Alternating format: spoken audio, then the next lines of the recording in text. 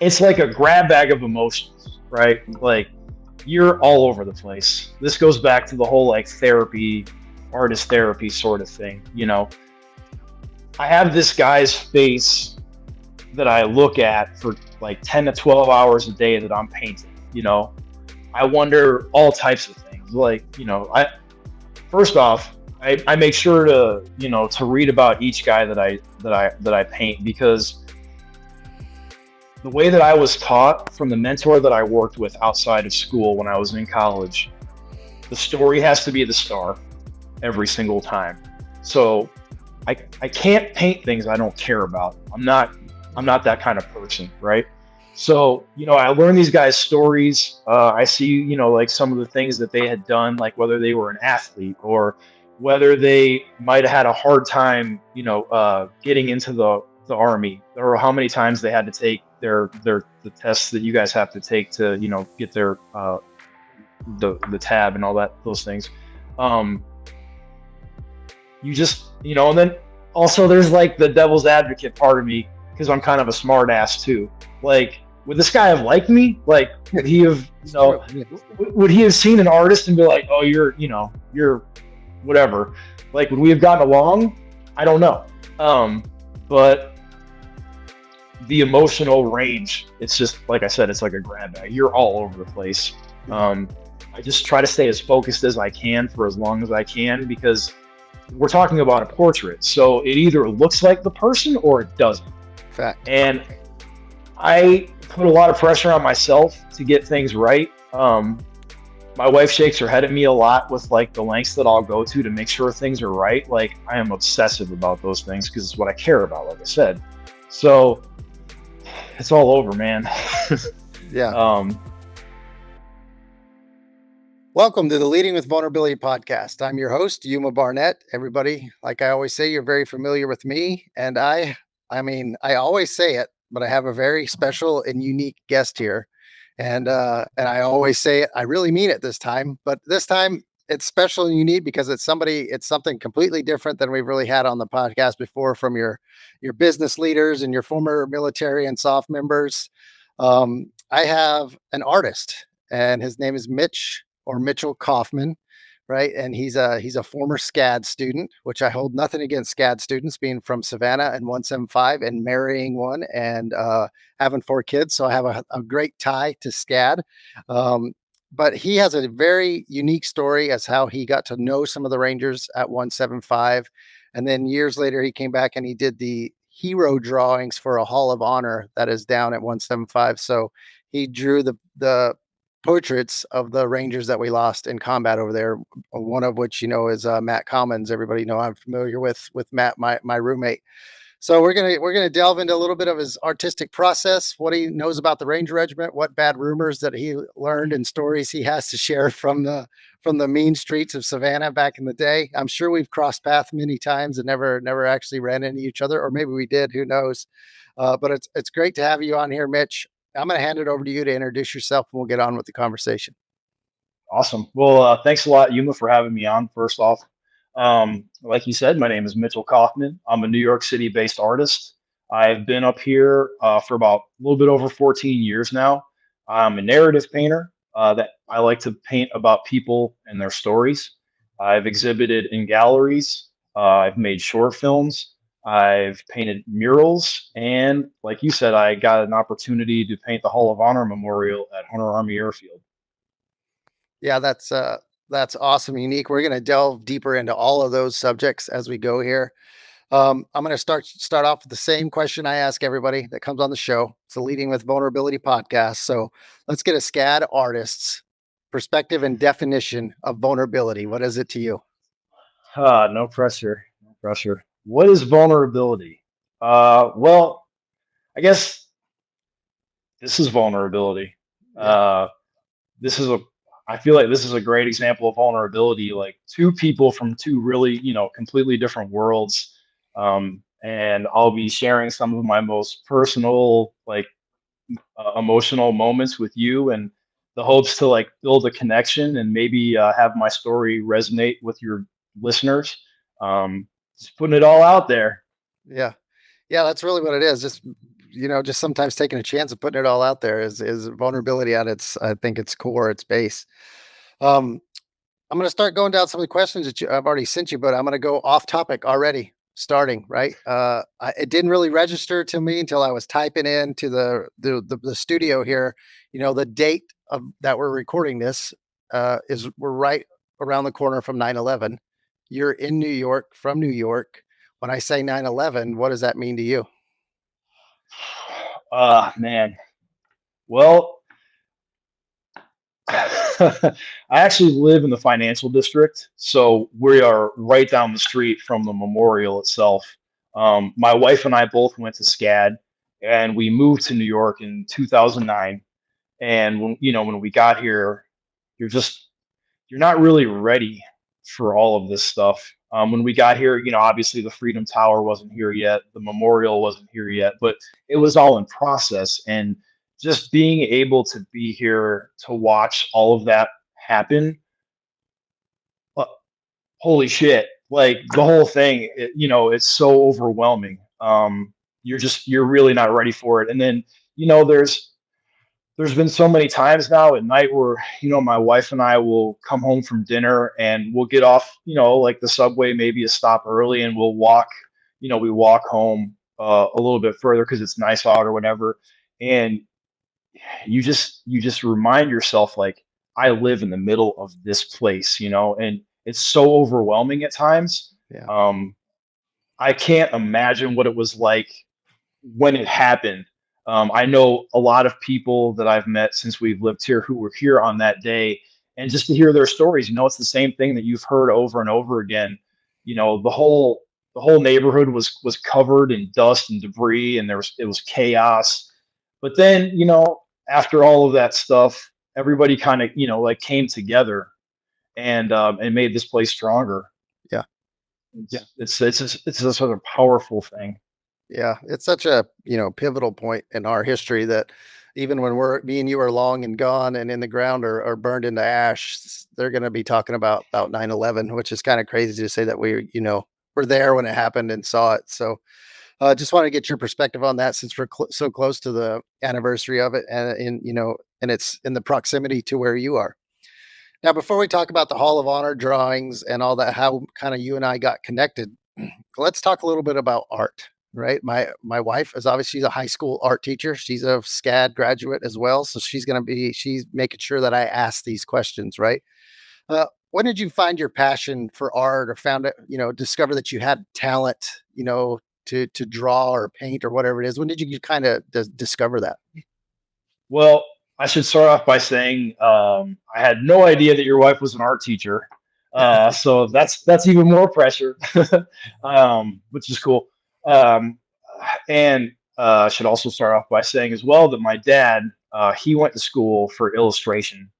He's an artist, and he had he was going out into his art career, and he got drafted to go to Vietnam. So when he came back, he had a real hard time picking back up on it, and he kind of gave up on it. So for me, my entire life, I grew up in a house where my dad always reinforced to me, like, don't grow up and be like me.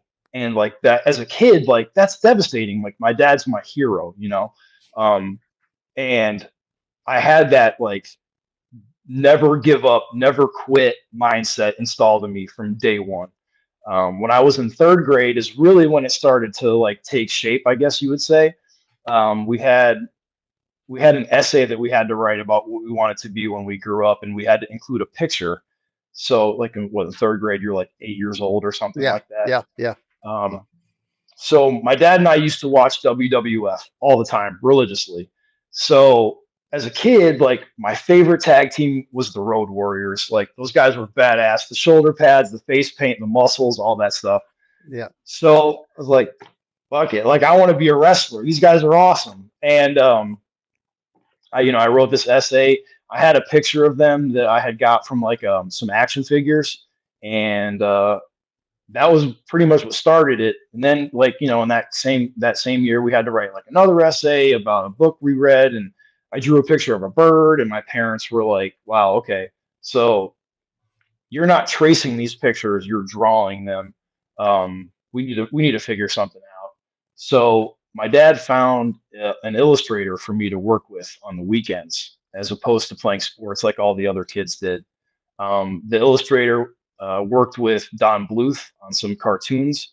He actually redesigned the Michelin Tire Man, Oh, really? and he also did. He worked on some stamps for the post office. So I worked with him until I was in middle school, and then just kept going from there. Yeah, that's awesome.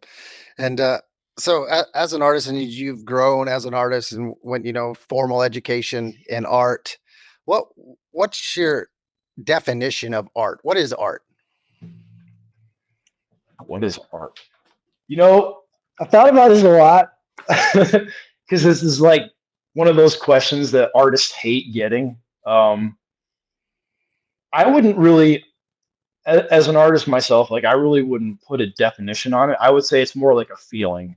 Like, have you ever like watched a film or listened to a song and it's like got like an emotional response, like you shed a tear, or like for me, when I look at a photograph, let's say like of a still life of a bunch of objects or of people like walking around in a city somewhere, and you like see this one little detail that you focus in on and you want to know more about that thing, or like you're drawn to this one object. Or like when you look at a painting or a photograph and you see people and you can smell what they smell, Yeah, or like if they're eating, like you can taste the food that they're eating. It's like that. That's to me, that's art. Because I hate, as an artist, I can't stand decoration, like those like live, laugh, love, stupid ass things that people have in their house. Like that area in Target where it's like home art, that's decoration. That's not art. yeah, yeah. That's interesting. Coming from my perspective, I was like the opposite. All I did was play sports. I took one art class because I had to in high school to graduate. Uh, I hate it. Wasn't a fan of. I didn't understand art really, right? Didn't understand it. It wasn't until I met Kate and I lugged her camera equipment all over Savannah and the surrounding area. She was getting her photography degrees that I became to get a kind of an appreciation for art. And I'm going somewhere with this, I promise. And as I went through the army and got out of the army, that's when I really noticed that there's a need in human nature for creativity. Like you have to be creative. I had no idea how creative I was as a ranger, whether I was making PT plans, or drawing up operations orders, or looking at photographs of objectives. I was looking at art. I was looking at a type of art, and I was cultivating a creative mindset. And when I got out of the military, that kind of stopped. So henceforth, why I started Barnett Multimedia, started taking photos, doing podcasts, and I think art is really everything. Art is everything.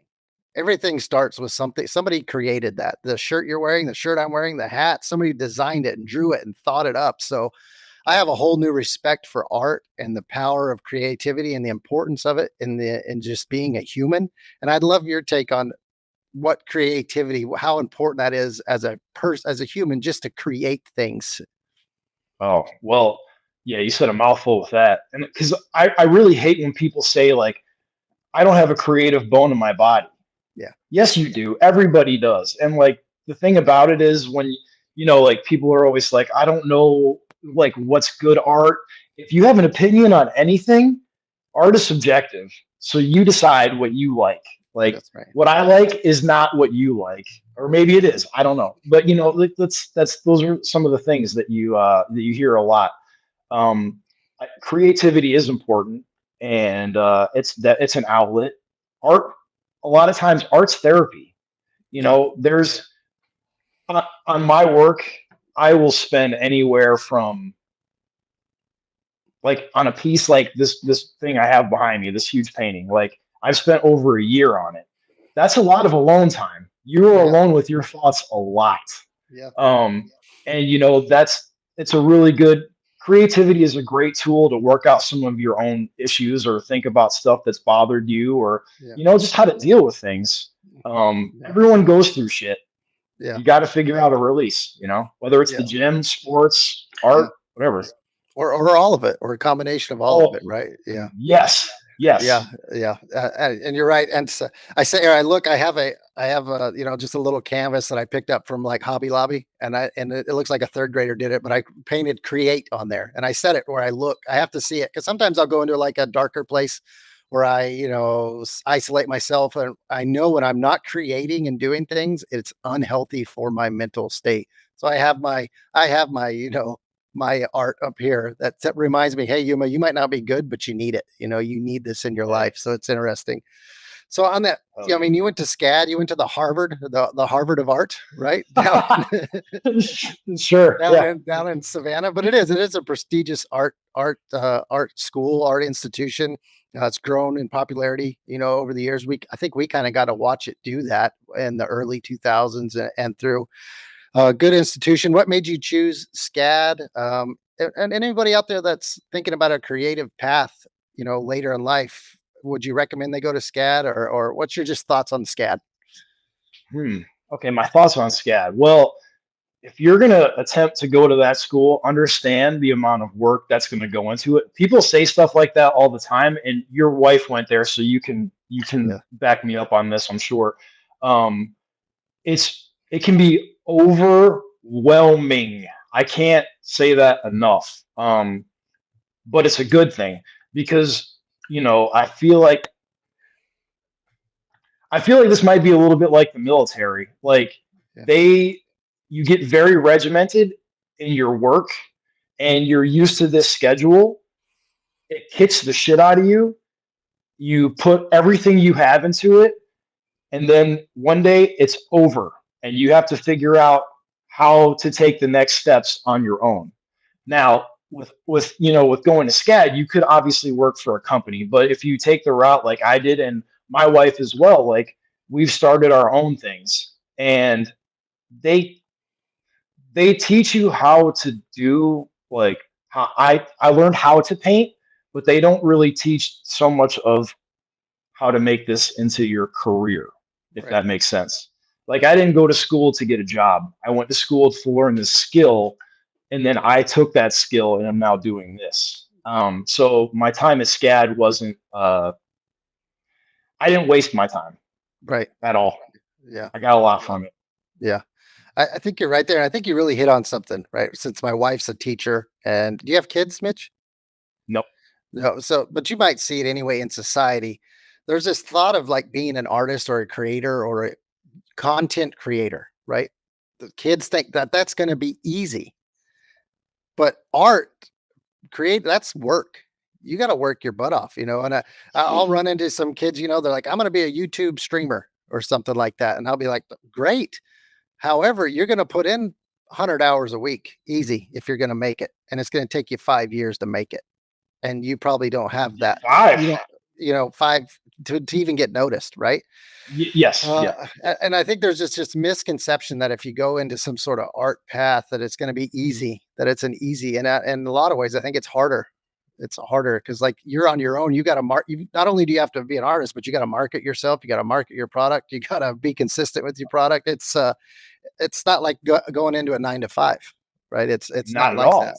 But I think the No. rewards on the other side, if you do the work, can be they can be there. But a lot of people, they don't realize the work. And I gained that respect watching SCAD students that I made fun of at the bars. But then I got to go home, I went home, and I lived in a house with a bunch of SCAD students, and they worked their butt off, right? They were studying, and some of them were failing and retaking classes and doing extra years to catch up because it was not easy doing the graphic design or fashion or drawing or photography. It was not, it was a challenge, so I gained a lot of respect for the institution, the people from the institution, and the profession as an artist. And I think it's just important that people like that, right? Us meat eaters and knuckle draggers out there, we appreciate what you do, and we're definitely going to talk about that piece of art because I see RPGs and Santa Claus, so it's definitely piquing my curiosity, right? Um, so SCAD and 75th Ranger Regiment, right? They clash in like a cultural way, but get along so well once you get in there and have an IPA or two, right? and It I depends made on the a bar. yeah, I made a lot of friends in a lot of bars in Savannah that were from SCAD, and married one of them. So, what was your first encounter with Rangers, the 75th, and the people in it while you're in Savannah? Oh man, it's crazy. Like to think back on that too. So when I was at SCAD, I was an athlete as well. They have an athletics program, believe it They or do, not. yeah, yep. So when I was there, when I was in high school, I wrestled and I played football. And after high school, at the end of high school, like I had a big chip on my shoulder because my athletics career didn't do what I was hoping it would. So anyway, I go to SCAD, and I was a part of a group of these guys that we started the men's lacrosse program. And At SCAD. in the beginning at SCAD, in the beginning we were a club team, and now they're like a full-on like NAIA full scholarship program. It's so cool to see like the past 20 years, like where it's gone. Anyway, I'm saying that so that I can tell you that in the mornings, in the beginning of the team, we would practice at Forsyth, the huge park that's in the middle of downtown. And we would be there at like 6 a.m. Ragtag group, like not sure if this was going to work, but we were all committed. And it was funny because anyone that knows Forsyth knows that there's all these random things that happen there all the time. And, early in the mornings, we would see the battalion like doing like PT, and you'd see the guys and, like the short shorts and the rucksacks and like the boots and all that stuff. And I was always like, what the hell are these guys doing? Like, where did they even come from? And some of the guys on the team, because of their goings out and stuff, they're like, bro, that's like the Ranger Regiment. I was like, oh, okay, cool. Yeah, right. Army, okay, cool. Yeah, because they would see us and they knew that we were like the art guys trying to play lacrosse. So Yeah, it was cool. Like that was my first yeah, experience with the Ranger Regiment. yeah. And, that's so funny. Yeah, you bring up a lot of memories about going down to Forsyth, and that's the only place. People didn't know that was like the only place the ranger could go to the mountains. Right, we could hit the parking garages and the stairs down on River Street, and that's the only place you could get elevation in a workout. So we weren't just down there trying to show off. We were down there for a reason. Maybe a little bit of both. Uh, but after your first encounter, when did you first like intermingle and start meeting and getting to know some of us? Oh man, so that was actually so at the end of undergrad, the strength and conditioning coach for the athletics department approached me, and he offered me a scholarship to be his graduate assistant coach. So I stayed on for grad school, and my teammates and roommates, we all graduated from undergrad.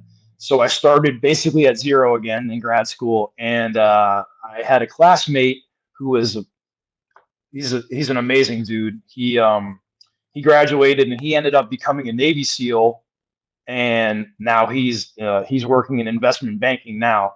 But we were training together, and he was into MMA, and he was sparring with a bunch of the guys from Hunter. Yeah.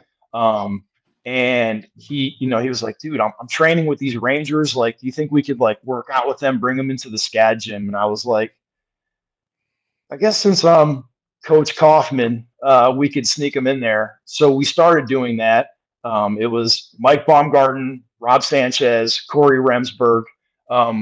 We were working out with those guys at the SCAD gym, and it was funny because that camaraderie, like that brotherhood that we built with those guys, it was overnight, man. Like because our crazy ass school schedule, like the coaching stuff, and then at the time, like your guys' deployment schedule, it didn't lend itself for like bullshit. So it was like, you guys like to work hard, we like to work hard. Let's be Yeah. friends. And that's, Yeah. basically what happened. Yeah, man, I love those guys. We Yeah. still talk all the time. As a matter of fact, I hold Mike responsible for, one of the reasons for me talking to you or even the Hall of Honor project. He's one Yeah. of those guys. Yeah. Yeah, Mike's good guy. I know Mike very well. Got a lot of stories on him that we'll talk about over a beer sometime, hopefully. Uh, yeah, and I've spent some time down in that SCAD gym. I've been snuck in there a few times too back in the day. So again, some Hell great yeah. memories there. But you say a name there, Rob Sanchez. Yeah. Obviously has some meaning there. What does that mean to you? Uh, well, that right there. It means a lot, he was one of the faces that I had to paint as a part of the Hall of Honor. Yeah. Um, his his story, um, I guess how it how it ended. That was the subject matter for one of the first paintings that I did. I painted his repatriation ceremony as a part of this body of work I'm currently doing now. Um, we shared so many moments together, whether it was in the gym, at the bar, wherever it was. That was a tough portrait for me to paint. For the Hall of Honor, but it was one of the most meaningful because out of all the faces that I painted, like I only knew one person like that. Yeah. It meant so much. And when crazy enough, when I had finished the repatriation piece, I had made prints of it as well. And his mom has one of the prints. And this is one of those moments that makes everything that I do worthwhile. This is why I do what I do. She sent me a picture of the print where it hangs in their house and it hangs next to Rob's uniform. Oh, wow. Like, man, like you can't, Yeah. You can't put words to that, really. nah, no. No. Well, I mean, um, that's a great way to kind of go into the whole Hall of Heroes drawings and are they drawings or portraits? What do you call it? So they're oil paintings. Okay, oil paintings. So how did that present itself for you to do that? So I had been working on this body of work. I've been doing it now for about 5 years. Um, when I finished the repatriation piece, I posted it online, just to talk about my work, like you're supposed to do as an artist. Uh, Yeah. and it had gotten around, and James Spencer saw Yeah. it, and that is one of the greatest dudes I have ever met. You want to talk about a leader? That is a leader. Um, he is in the painting. He had no idea I was doing it. I met him in 2008ish, I want to say, the first time. Mike and Rob brought my classmate Zach and I to the base to work out with them one day, and he was leaving as we were coming in. Um, and then I hadn't talked to him since I moved to New York.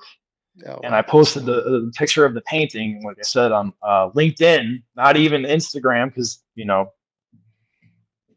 anyway, he saw it and then he reached out to me, with the idea, with the Hall of Honor idea. He was like, there's no better person Yeah. that could do this than you. And I was like, I agree Nice. with Yeah. That's awesome. And you hit on something there. It's hard to share like your work, right? As an artist sometimes, or to put yourself out there, being vulnerable, right? It's for me when I put stuff out there that I've written or done, I feel kind of dirty doing it. I feel kind of cheap sometimes, right? And then sometimes I'm Yep. like, I don't know if I actually want the feedback from people to give me, 'cause I feel really good about what I've done. So that's just one of those things as an artist. But I'm glad they chose you. I'm glad you put your work out there for everybody to see because I've seen what you've done and it's amazing. I remember seeing Matt's Oh, painting, and I just stood there and looked at it for a long time. And it's something else. You did an amazing job. So that goes like the process. You get, commissioned to do a project like this. You have ties to the organization on it. People from the organization, people that have been killed, in the organization overseas. What is the process? What's the process going into that when you know the importance of it to thousands of people? Is it a huge weight to go in there? You go in there, are you, excited, scared, all the above? What's that look like? yeah. It's funny. Mike and I talk about this a lot. Um, it's like a grab bag of emotions, right? Like you're all over the place. This goes back to the whole like therapy, artist therapy sort of thing.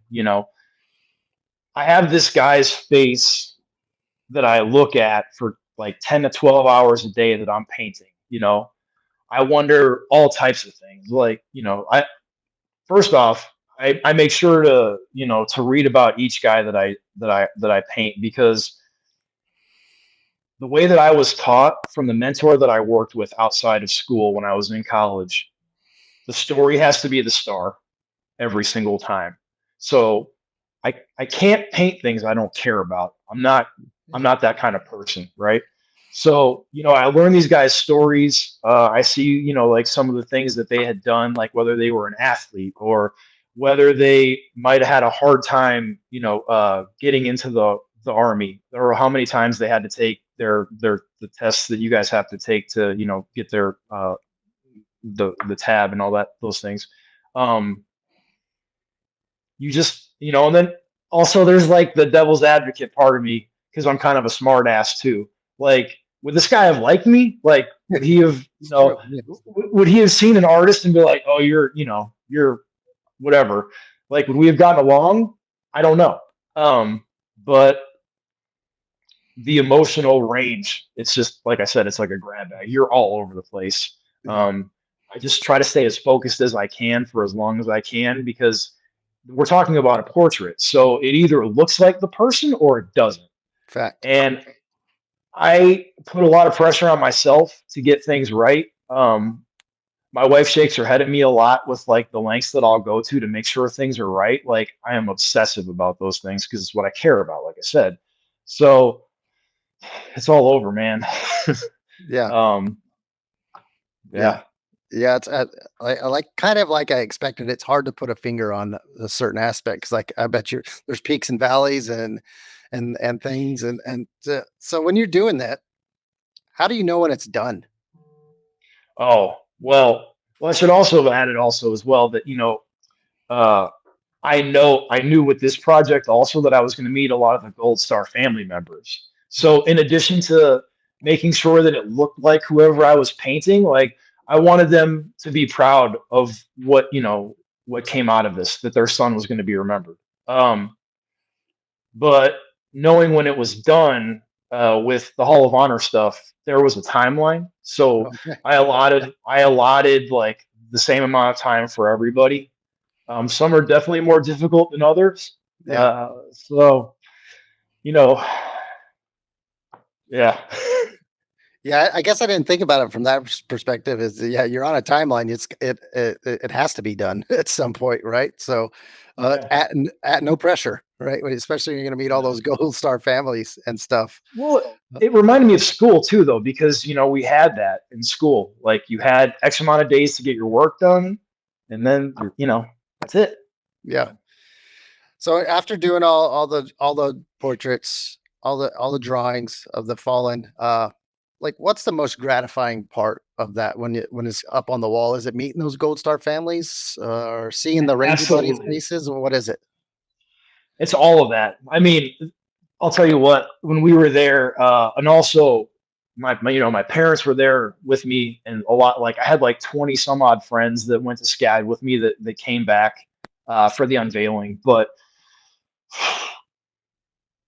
meeting these people, the Gold Star families, that is, I was not ready for that at Yeah. all. The Yeah. when we went to drop things off initially, because I didn't want to fly with the portraits, so I drove to Savannah from New York. The day that I arrived, we got to that little guard like house where you have to check in, and I saw there was an SUV that we parked next to, and it had a picture of one of the guys that I painted, Etienne Murphy, and his his mom and dad, like, they had his picture on the side of their car. And we went to the guardhouse to check in, like, they were sitting there. And I approached them, because I'm not shy about approaching people. I shoot my shot all the time. So I said, hi, like, you must be, Etienne's parents. I just wanted you to know that I'm the artist that painted them, or painted him rather. And they were so happy to meet me, and they didn't really know like what to expect. And then the following day when we had the unveiling, holy shit, man! Like, I felt like I was a part of their family. Like, we Right. stood in the hallway, and like, I had to talk a little bit before we unveiled everything, and I cried in front of all these people, and then then we did it again upstairs. So Yeah. Yeah. Yeah. I'm sure. Like I've been in those situations with the Gold Star families, and it's indescribable as well, oh right? yeah, And I'm not even gonna try, but we're getting close to the end of this here, but I do have a few more questions for you, right? As we come. So sure. i- if there's an artist out there or aspiring artist that's kind of struggling, right? That's like maybe like this may not be for me, or having that imposter syndrome. I'm not good enough. I think everybody struggles with that at some point, especially creative people. Like they're not seeing the fruits of their labors at some point. What would you say to them to kind of help them get past that? You know what? It's like cliche, right? But it's just trust the process. Like keep going. Like don't stop. Whatever you do, like we all get down about that stuff. And I know that, from all the friends that I've made now, transitioning out of the military, like I feel like it's the same thing, with a Yeah. lot of you guys. Don't let a few bumps in the road stop you.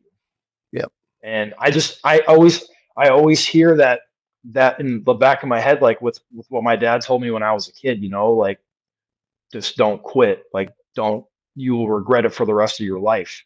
Yep. Because you never know, like how you were saying too, with the content creators that want to be YouTubers or whatever it is, um, you don't know how long this is going to take. That's right. There's no blueprint for an artist or a creator to follow. Like you don't know when it's going to happen. So you just have to keep putting stuff out there. And even if you think it's shit and it's not good, that doesn't mean that someone else doesn't think it's awesome. And you Right. you have no idea who you can be inspiring. Yeah, absolutely. Yeah, I think people just got to know like your first work's going to be your worst work, and just keep going. Just keep going, right? All right, we have to talk about RPGs and Santa Claus behind you, 'cause, we talked a little bit about it before we started recording, but if yeah, Yeah. I mean, I am super curious because I didn't notice the RPGs at first, but now I can see it. Yeah, I'll move my camera around a little bit. Yeah. I'll do my best. So, there we go. So yeah, what I'm doing now, it's a 3-panel painting, and in art we call that a triptych because it's 3 panels or more. And what the painting is a whoops, shit, sorry. No, you're good. What the painting is it's a collection of images from SOF friends of mine who have sent me things about their deployment stories because that's what my work is about right now. Their deployment stories. So Yeah.